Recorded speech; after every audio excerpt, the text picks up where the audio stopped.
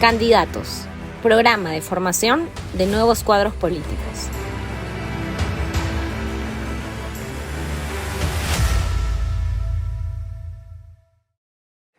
¿Quién es Keiko Fujimori? Parece una pregunta absurda de hacer en nuestro país, aquí en la Escuela Naranja, pero ¿quién es Keiko Fujimori? En realidad hay partes de su vida, de su historia, de su personalidad que no conocemos. Por eso vamos a hablar ahora con, no sé si la verdadera, pero con Keiko Fujimori. Keiko, ¿te ha dado risa que digamos con la verdadera Keiko Fujimori, cuál será la niñez de Keiko? Arranquemos, me gusta arrancar por el principio cuando conocemos a alguien. ¿Cómo fue? Una niñez sencilla, humilde, viendo a mi papá y a mi mamá trabajando, y mi abuela, la mamá de mi papá, asumiendo, digamos, un rol más maternal, más cercana, porque estaba ayudando a mi papá y a mi mamá, ¿no? Y entonces, como somos 4 hermanos, yo estaba muy cercana a mi abuela, la ayudaba mucho y eso involucró también que me convierta de cierta manera en esa hermana mayor responsable, en la segunda mamá, ¿no? Hermana guión mamá. Sí, sí. Pero quiero detenerme en lo que tú dijiste al comienzo. Sencilla, humilde. ¿En tu casa había austeridad? ¿Habían algunas necesidades? ¿Tenían lo justo? Tu padre era un profesor universitario, papá y mamá trabajando, es una familia que necesita los recursos. ¿Cómo dirías que era lo que tenían ustedes? Teníamos lo básico, lo indispensable, pero mis padres, desde que nosotros éramos pequeños, siempre hacían el esfuerzo para llevarnos a un buen colegio, yo estoy en el colegio Recoleta, y para tratar de llevarnos de viaje, no solamente en el interior de nuestro país, sino de llevarnos a un país fuera, ¿no? Para que conozcamos nuevas culturas. Recuerdo haber viajado a México, a Panamá, a Estados Unidos, de muy niña, ¿no? Uh-huh. Y siempre en familia. O sea, si había un poco de inversión o gasto, era para eso, que era una forma de conocimiento también, siempre, ¿no? Sí, y creo que se debe también a la formación de mis padres, ¿no? Si bien es cierto, mi mamá viene de una familia de empresarios exitosos, mi mamá estudió en la UNI, en la Universidad de Ingeniería, y recuerdo que siempre me decía, en mi promoción de cientos de hombres éramos 2 mujeres, tu tía Carmen y yo, ¿no? Entonces siempre he visto y he tenido como ejemplo eso a mi mamá, ¿no? A saber batallar dentro de un mundo de hombres, Uh-huh. donde hay discriminación, donde hay desigualdad, pero ella nunca se aminaló, ¿no? Construía casas, tenía que lidiar con obreros, con muchos ingenieros, y ese fue el ejemplo que yo tuve, ¿no? Y por el otro lado, mi papá también ha sido un alumno brillante, ¿no? De los Uh-huh. que ingresó a la universidad en primer lugar y se graduó en primer lugar, y luego estudió varias especializaciones fuera, becado por, digamos, su disciplina y su perseverancia. Un momento, un flashback de un momento feliz de tu infancia.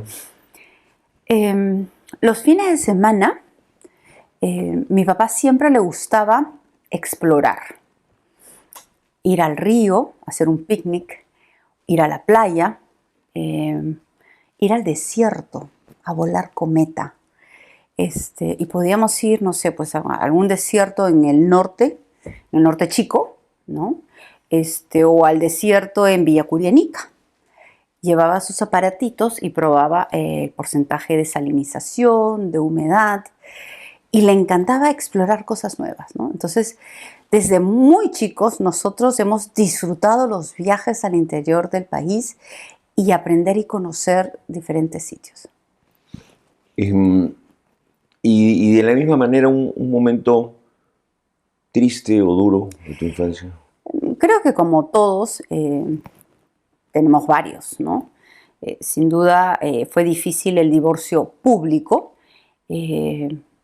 Recuerdo también que antes de que mi padre se lanzara a la presidencia, eh, mi mamá y mi papá decidieron mudarse a una casa, en una de las casas que mi madre había construido, y nos separamos de mi abuela. Y eso para mí fue un momento bien doloroso Claro. porque mi abuela nos había acompañado en la crianza, ¿no? Ya luego en la campaña mis padres vendieron esa casa para poder solventar los gastos de la campaña del 90 y regresamos nuevamente con mi abuela. Así es que eso fue un momento también de gran alegría. De alegría. Nos has dicho un poco cómo era Keiko de niña, pero un poquito más. O sea, vea, habías asumido un poco de hermana / mamá, pero ¿cómo era tu relación con tus hermanos? Desde chica, a ver, de joven fui más rebelde, ¿no? Yeah. Pero de niña, además digamos, por ayudar a mi mamá y a mi abuela en la crianza de mis hijos, era bien responsable, ¿no? Obediente, estaba pendiente de los detalles. Yo recuerdo que mi mamá siempre me decía, Keikito, cuando nació tu hermano Giro, tú me ayudaste porque te dije que el biberón le iba a tocar a Giro. Ese día dejaste el biberón y empezaste a tomar la leche en taza. Sí, entonces tengo esos O sea, recuerdos. como que le heredaste a Giro. Pues, Sí, sí. Y entendí desde muy niña ese rol de que las cosas se tienen que compartir, ¿no? Claro, vengo de familia con varios hermanos, como tú, Claro, ¿no? claro. Entonces, Ahí no te queda otra. hay competencia y hay que aprender a compartir con los hermanos.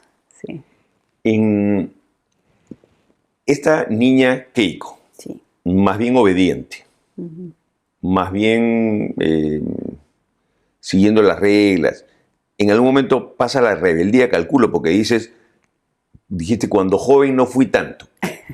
¿Cómo fue esa explosión o no fue tan explosión de rebeldía? A ver, creo que hay que dividirlo, ¿no? En la parte académica, siempre he sido chancón, estudiosa, metódica. Además, mi mamá tenía, además de su constructora, tenía esta academia, Claro. ¿no?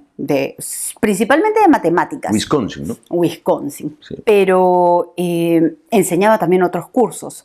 Entonces, nosotros los hijos estudiábamos en el verano todo lo que íbamos a aprender al año siguiente en clases. Entonces, siempre he sido muy estudiosa y he sacado notas y promedios ponderados muy altos. Pero ya de joven, ¿no? Porque esa es tu pregunta. Claro, por ejemplo, ¿no? Cuando mi padre se convirtió en presidente y por todo el tema de seguridad y el terrorismo, tuvimos mucha seguridad. Y había momentos en que a mí me incomodaba, Claro, ¿no? claro. Cuando he salido con mis amigos o he tenido un enamorado, la verdad que era bien complicado, ¿no? ¿Te has escapado alguna vez de la seguridad? Sí, pero no voy a encontrar, no voy a entrar a detalles. Eso lo contaré en mi libro. No es ningún detalle, pero sí, claro. Sí, porque, claro, había momentos, Cualquier joven, ¿no? recuerdo en el colegio, además hemos estudiado los dos en el mismo colegio, todos los años, ya casi a fin de año, siempre había un paseo, ¿no? Claro. Algún club campestre. Y a mí me encantaba, yo disfrutaba mucho el ir en el bus con toda la clase, ¿no? Además vas cantando y tocando la guitarra, ¿no? Y no me dejaron ir en el bus por seguridad. Me dijeron yo tenía que ir en este carro que era blindado, ¿no? Regresé llorando todo el camino. Para mí fue bien difícil, ¿no? A pesar de que una amiga vino conmigo en el carro, ¿no? Pero eran esos momentos claro, en te que... corta la diversión.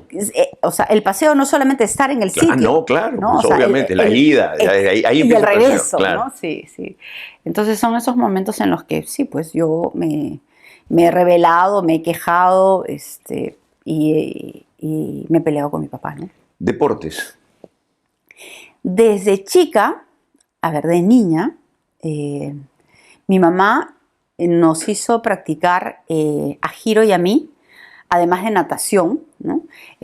Judo. Sachi y Kenji, que son los menores, hicieron karate. Entonces, Giro y yo llegamos, creo que hasta cinturón verde. Pero ya después en el colegio, yo participaba sobre todo en vóley. y llegué a ser la capitana del equipo en los últimos años. Ya digamos, en la adultez he tratado de hacer, además por la dieta, ¿no? Uno se va cuidando, he tratado de hacer muchísimos deportes. Y algo que he disfrutado mucho es la bicicleta. Y eso me enganchó ya después con un deporte más competitivo que es la triatlón. Claro, que es mucho más esforzado. Sí. Pero además has estado en el Consejo Estudiantil. En la Recoleta, sí. El Consejo Estudiantil no es un saludo a la bandera, es uno postula y tiene funciones. O sea, ¿de ahí te gustaba el tema político?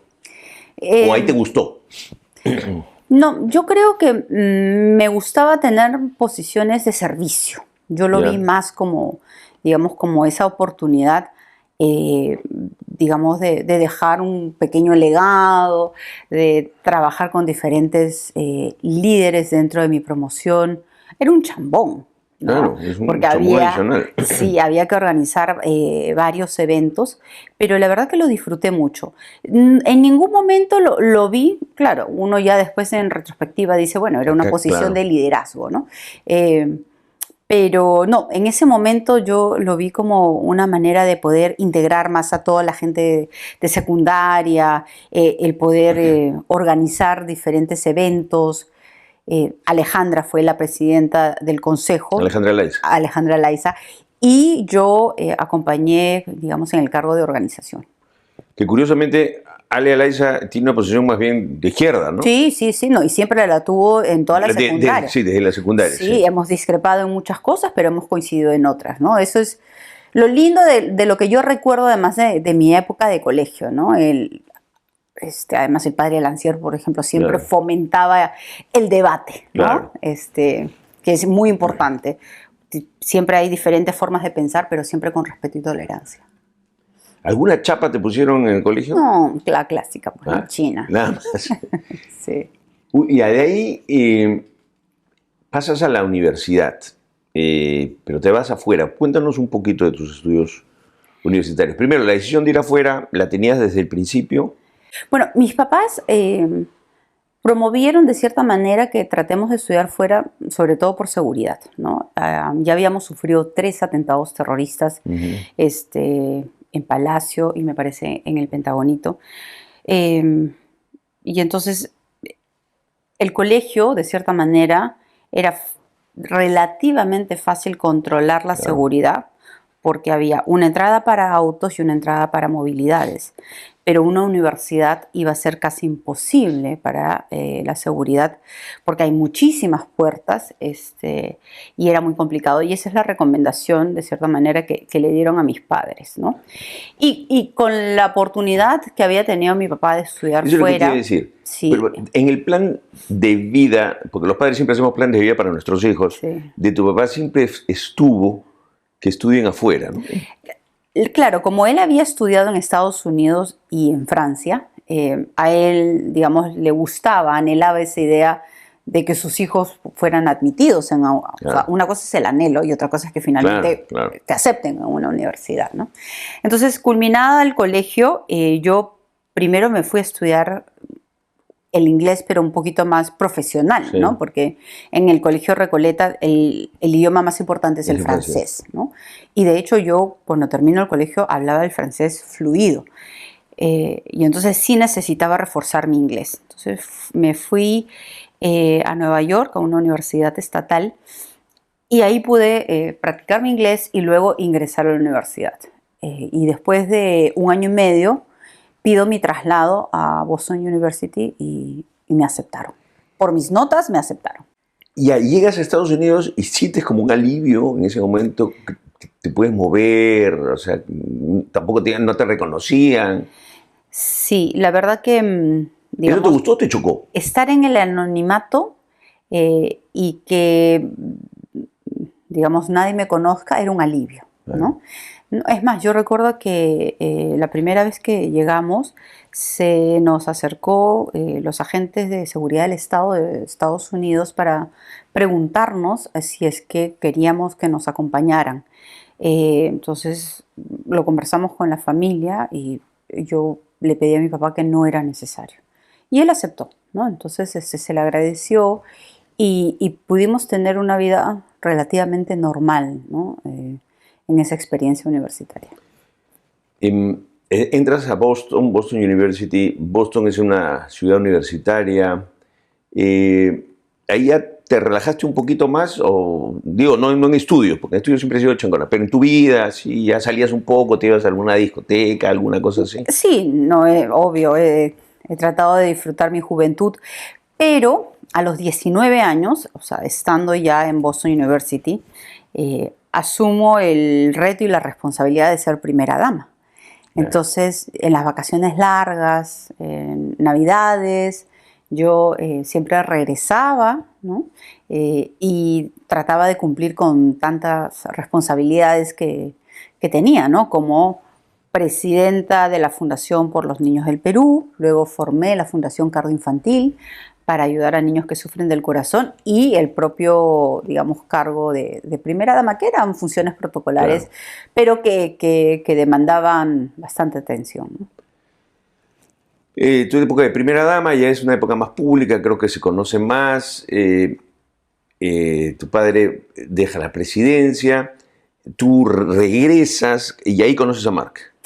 A ver, vamos a hablar de un hito importante que fue a finales del año 2000. Mi padre, cuando él decide renunciar desde Japón, él me pidió que yo salga del Perú y me dijo, estoy tomando esta decisión, por seguridad sería importante que cuando se haga este anuncio tú estés fuera. Yo tomé la decisión, primero me opuse a que mi padre renuncie estando fuera, pero habiendo él tomado esa decisión, le dije, así como yo respeto la tuya, bueno, ahora tú respeta la mía. Yo he decidido quedarme en el Perú. Y vinieron años complicados, ¿no? De mucho señalamiento, de cuestionamientos. Pasé una serie de interrogatorios en el Congreso, en el Ministerio Público, allanamientos, ¿no? Siendo muy joven. Y casi ya culminado todas las investigaciones, fui a Estados Unidos para averiguar un poquito las diferentes carreras de maestrías. Y es ahí, averiguando y pidiendo información, que conocí a Mark, ¿no? Nadie nos presentó, fue un flechazo, un amor a primera vista. En realidad, cuando yo lo vi pasar, le hice un comentario a mi hermana, ¿ya? Y le dije, oye, qué simpático ese chico. Ay, me dijo, tú y tus gustos. Pero Mark, cuando pasaba y vio que yo estaba hablando de él, paró y me sonrió. Como yo le sonreí de vuelta, él se acercó. Claro, así fue. Así fue. Nadie nos presentó, ¿no? Pero él se da cuenta rápidamente, porque, digamos, está chequeándote, como se dice, y ahí se da cuenta que los dos están conversando y mirándolo. Sí, y él se acerca. Sí.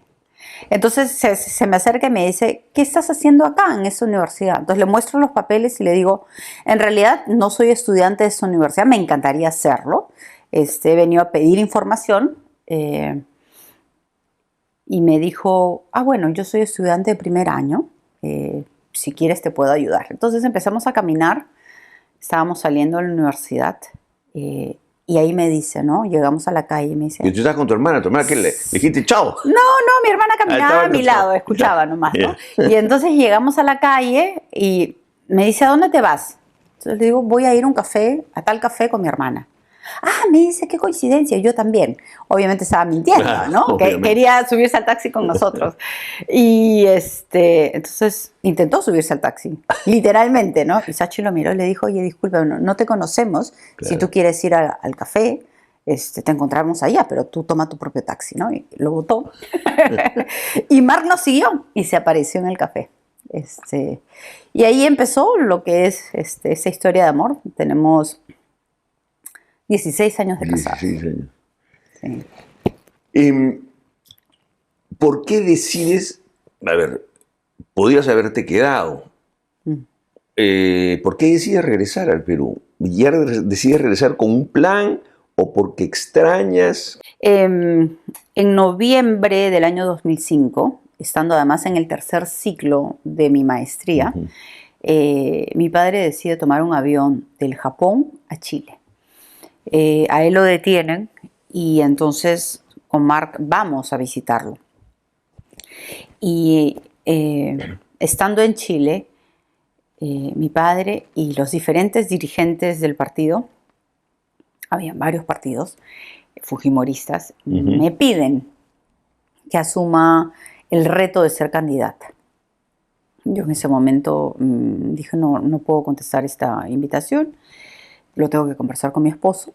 Regresamos a Nueva York y tomamos juntos la decisión, Marc y yo, de asumir esta invitación, de postergar mi maestría. Claro. ¿No? Que me había costado un gran esfuerzo el haber podido ingresar a una universidad como Columbia. Así es que en enero del año 2006 yo regreso y empiezo, digamos, mi campaña, ¿no? Mi pre-campaña, acompañando primero a Marta Chávez, que era la candidata presidencial, y ya en febrero, después de las elecciones internas partidarias, ya formalmente como candidata al Congreso. Así es que así fue mi primera incursión en la que yo no sabía cómo participar en una campaña congresal. Aprendí, disfruté, canté y fui elegida con la máxima votación en la historia, ¿no? Entonces para mí fue muy honroso y un gran respaldo esa votación que obtuve, 602.000 votos. Eres congresista. No necesariamente todo presidente ha sido congresista. ¿Qué tan importante tú crees que para alguien que quiera aspirar a la presidencia es el haber pasado por el Congreso? Yo creo que es bien importante, porque estar en el Congreso te permite dialogar, debatir, entender cómo funciona un poder del Estado, entender que no siempre van a votar de acuerdo a tus argumentos, ¿no? Nosotros en ese momento éramos 13 congresistas de un congreso de 120, pero aprendí muchísimo y pude, digamos, conocer a muchas personas de diferentes grupos políticos y aprender a tolerar, digamos, y a debatir a pesar de no estar de acuerdo, pero a tratar de lograr consensos en las cosas fundamentales, ¿no? Una vez tú me contaste algo al respecto que te dijo Víctor Andrés Belaúnde. Sí, Vitocho siempre resaltaba que era mejor que un aspirante a la presidencia de la República pase por el Congreso para que entienda cómo funciona los diferentes partidos políticos, cómo se dialoga y cómo se puede lograr consensos, no desde esa mirada desde el Ejecutivo, ¿no? Sino buscando realmente un diálogo dentro del Parlamento. Entonces creo que a mí sí me sirvió muchísimo esa vivencia de los 5 años en el Congreso. ¿Por qué decides fundar un partido? Primero, que es todo un trabajo, habían otros partidos, habían varios partidos del fujimorismo. ¿Por qué esa decisión? Yo creo que mirando hacia atrás, uno de los errores del fujimorismo, de varios que han habido y yo lo he reconocido públicamente, fue no tener un partido institucional, ¿no? Cuando yo participé en las elecciones del 2006, busqué promover la unidad entre los 3 partidos que estaban vigentes: Si Cumple, Cambio 90 y Nueva Mayoría. Y a pesar del esfuerzo que hice, no se logró ese resultado. Entonces, para mí creo que la mejor búsqueda de esa unidad era, si no logro juntarlos, quizás si es que formamos algo nuevo y además permita que los jóvenes, como en ese entonces yo tenía pues 20, 26 años, 27 años, permita que, no, yo tenía 30 años, permita que los jóvenes participen desde esa trinchera. Yo apostaba a que todos poco a poco se iban a unir. Y así fue. Después de mucho esfuerzo, logramos recolectar las firmas para fundar Fuerza 2011 en ese entonces, y ya luego se cambió de nombre a Fuerza Popular. Tú no tenías edad para postular a la presidencia, pero ya tenías ese deseo o después viene ese deseo. ¿Por qué postular a la presidencia? En el año 2006, que fue mi primera participación política, acompañé a Marta Chávez. Marta Chávez, una mujer muy valiente, fue ella la elegida a ser la candidata. La acompañé en alguno de los viajes, pero mi candidatura fue principalmente en Lima. La votación que yo obtuve, sin duda, fue un mensaje importante, ¿no? Porque habíamos pasado muchos años de señalamiento, de insulto, de persecución, y de repente obtenía la máxima votación en esa elección. Entonces, el fujimorismo, ¿no? Todos nos dimos cuenta de que había un respaldo silencioso muy amplio. Y es ahí donde, buscando la unidad, y además después de los tantos viajes que yo había hecho con mi padre, como primera dama, como presidenta de la Fundación por los Niños o la Fundación Cardo Infantil, fui, digamos, sintiendo el respaldo de la gente hacia luego ya mi lanzamiento de candidatura en el año 2011, teniendo 35 años, ¿no? Sí. Postulas. Alguno hubiese dicho, ya postulé, ya también me regreso, pero vuelves a postular y postulas por tercera vez. Algunos dicen es terquedad, otros dicen no la entiendo, otros dicen estás construyendo un partido que es parte de tu legado.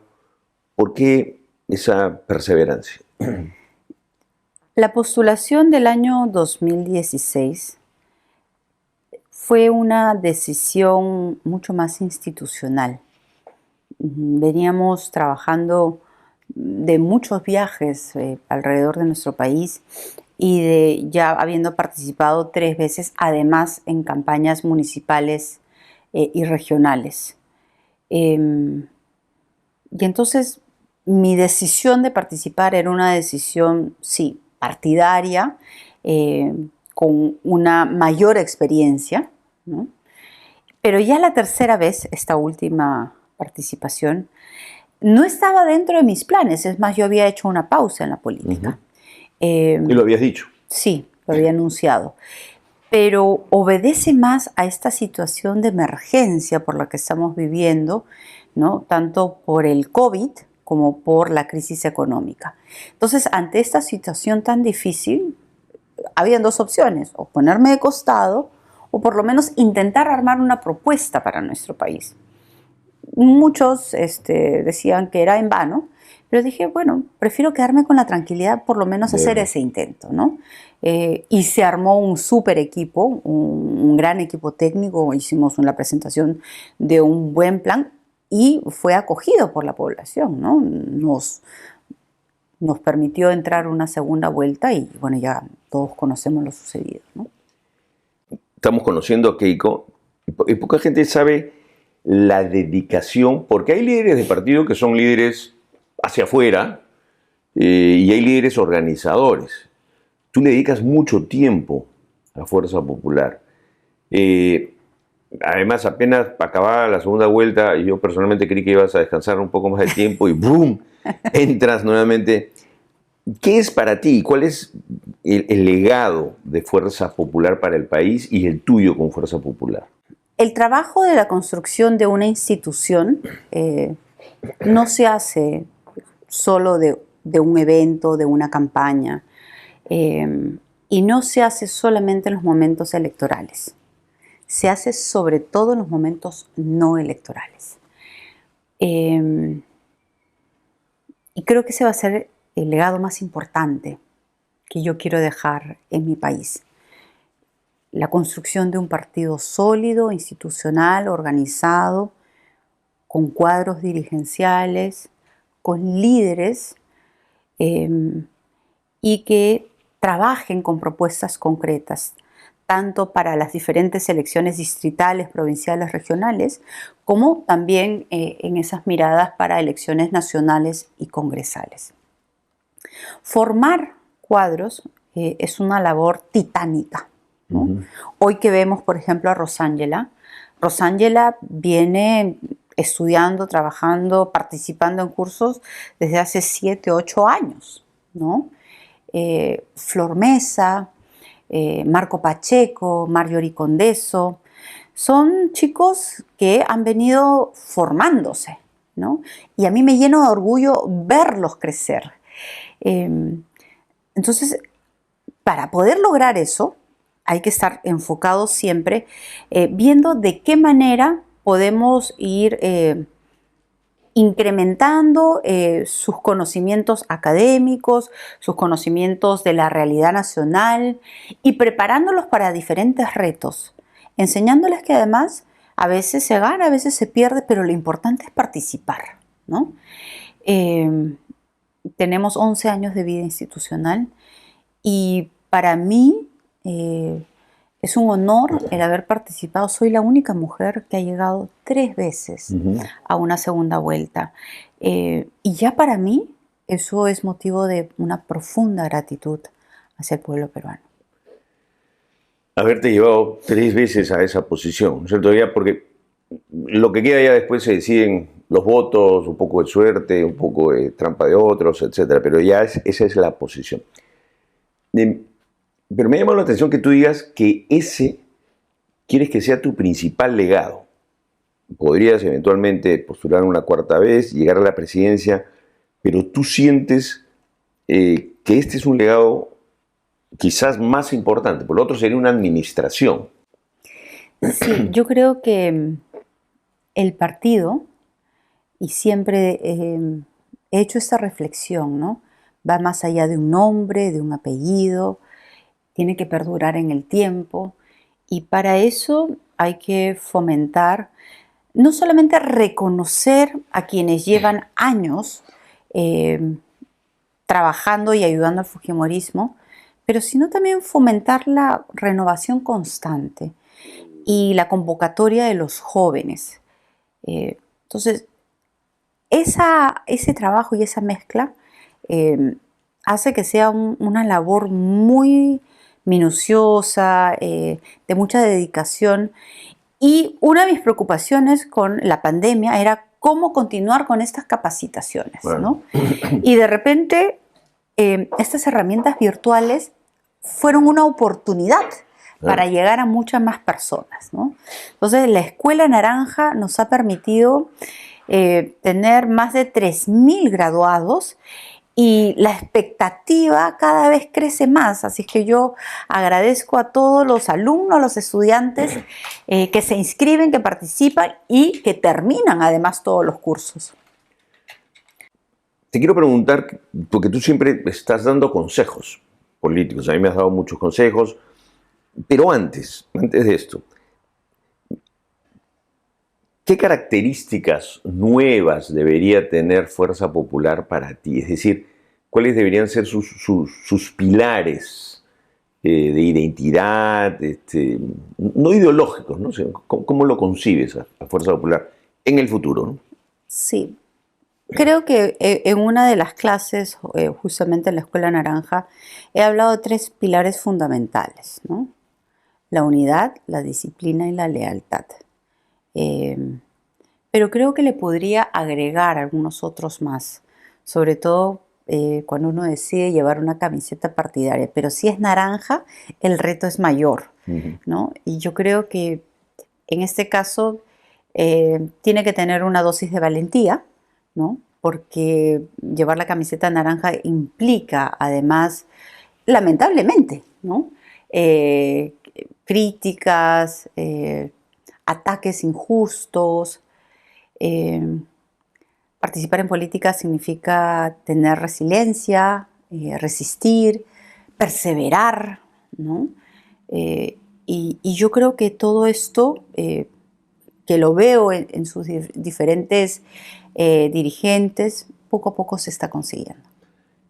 Y si tuvieras que hacer, si tuvieras que dar algunos consejos, por ejemplo, o te los voy a preguntar rápido, por ejemplo, a la hora de declarar para cualquier militante, declarar ante la prensa, ¿qué es lo que uno tiene que tener en claro? Primero, humildad, ¿no?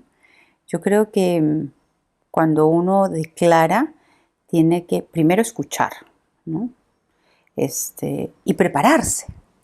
Yo, para todas las entrevistas, primero leo cuáles son las noticias más importantes, analizo la coyuntura, me preparo y después enfrento las entrevistas, ¿no? Tengo 20 años participando, digamos, en el ojo público y el tener esa actitud de chancona me ha servido. Entonces, es la primera recomendación que yo doy, ¿no? Lo segundo es no tener miedo a empezar de nuevo. La vida te pone retos, pruebas muy difíciles.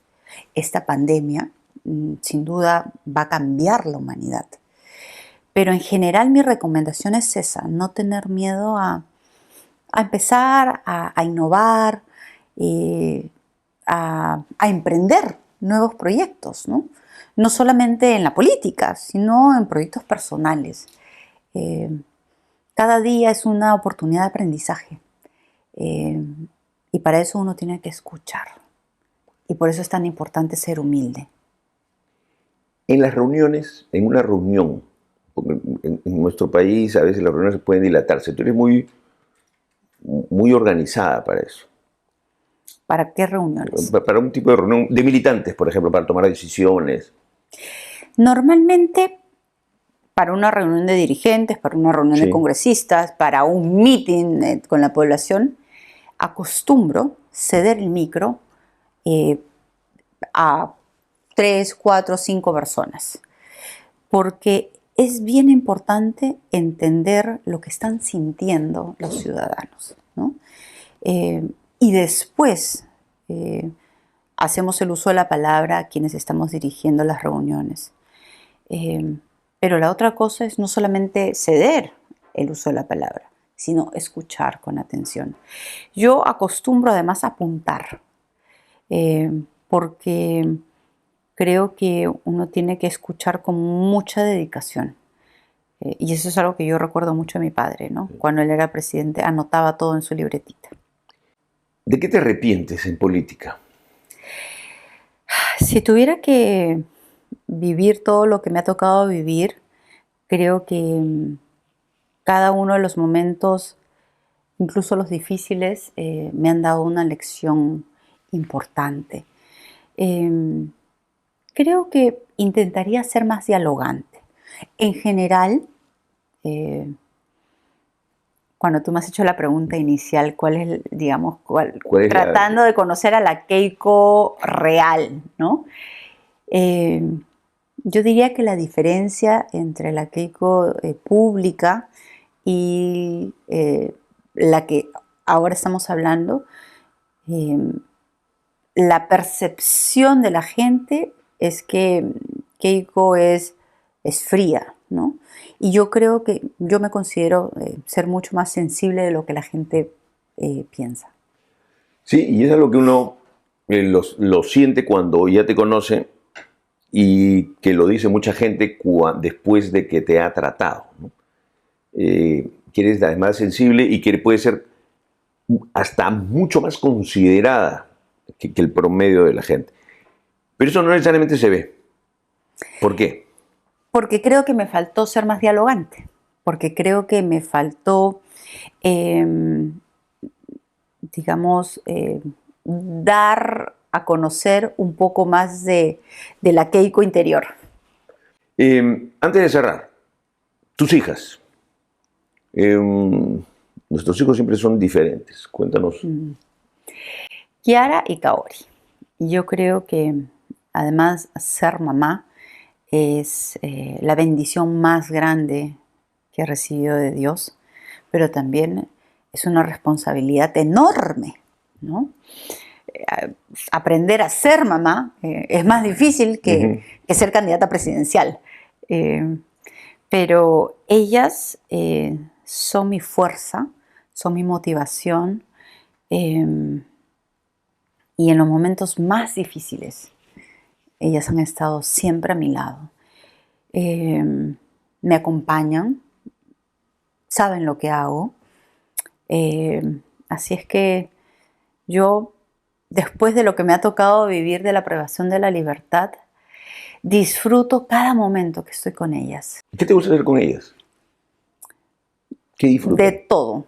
Cocinar, ver una película, salir a hacer deporte. Claro, ellas ya me ganan, ¿no? Si es que tienen que salir ya a algún encuentro, alguna actividad, trato de acompañarlas. Preguntan mucho, ¿no? Claro. Entonces, no siempre tengo el espacio o el tiempo, pero si no lo puedo responder en ese momento, encuentro un momento más adelante para no perder, digamos, esa relación tan cercana con ella. Yo te he visto en campaña hacer, parar para ver un tema de tareas, Sí. impresionante. Uno siempre encuentra en sus hijos algo de uno. ¿Qué hay de ti en Kaori? ¿Qué hay de ti en Kiara? Kiara es muy resistente, perseverante, deportiva, competitiva. Kaori también se saca excelentes notas, pero Kaori es más sensible, más tímida, es muy cariñosa y le gusta expresar mucho sus sentimientos con cartas, con dibujos. Y eso es algo que yo he aprendido, sobre todo estando en prisión. A mis hijas yo les escribía, además de llamarlas todos los días, les escribía cartas. Y mis hijas también. Porque claro, de lunes a viernes, si bien es cierto los miércoles hay visita en los penales, pero debido a las clases mis hijas no venían, ¿no? Pero como venía alguna amiga los miércoles, yo aprovechaba y les mandaba cartas a mis hijas. Y ellas también, ¿no? Entonces, eso he aprendido a cultivar con ellas. Y sobre todo con Kaori. Kaori es de las que dibuja, hace manualidades, expresa su amor de esa manera. Estamos por terminar, pero igual te quiero hacer una pregunta que está relacionada con la prisión. La otra vez yo hablaba con Miki y me decía que una de las cosas que a él más le dolía era en el momento en que ya se despedía de ti y sabía que ya no ibas a tener más visita, que ibas a quedarte sola. ¿Qué sentías en ese momento? O sea, cuando venía una visita y de pronto sabías que iba a pasar no sé cuántos días. No, es un dolor enorme, ¿no? Cuando el personal del INPE dicen, faltan 10 minutos, la visita, prepárense para la salida, ¿no? La angustia es muy grande.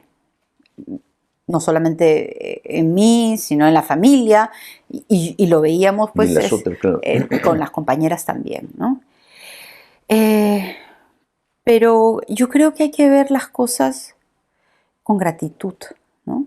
Yo agradecía cada fin de semana que mis hijas iban a verme, porque habían otras personas estando recluidas o eran extranjeras y no tenían familiares, o la propia familia había decidido no ir a saludarlos, ¿no?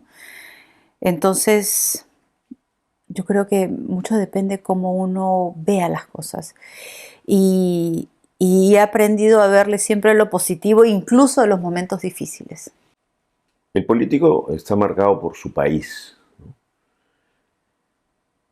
¿Qué le deseas tú al Perú? ¿Y qué Perú anhelas?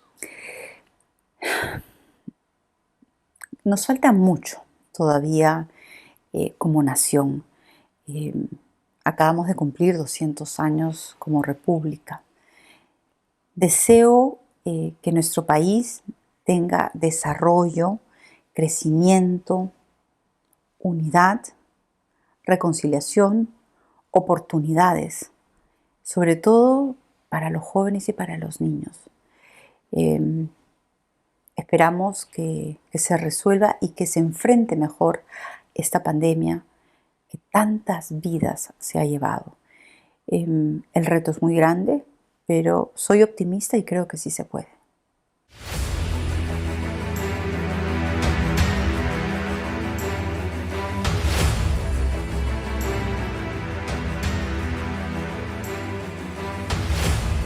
Candidatos. Programa de formación de nuevos cuadros políticos.